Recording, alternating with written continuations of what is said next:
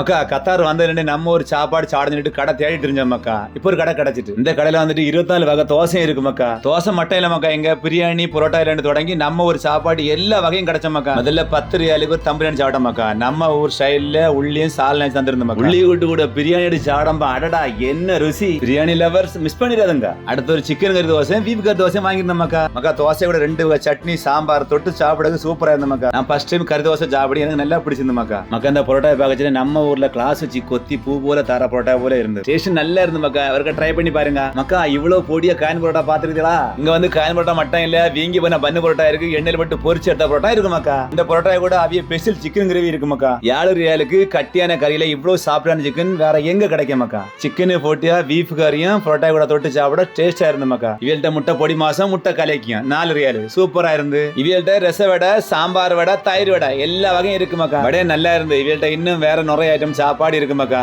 இங்க தோசை எல்லாமே 3 ரியால் 6 ரியால் தான் மக்கா. உங்களுக்கு நம்ம ஒரு சாப்பாடு சாடணும்னு தோணிச்சுன்னா இந்த கடை ஓடி வந்துருங்க மக்கா. லொகேஷன் அல்லசி சேலை இருக்க குட்டி தோசை ரெஸ்டாரண்ட். அப்ப சரி பாய் மக்கா, நாளை பாப்போம்.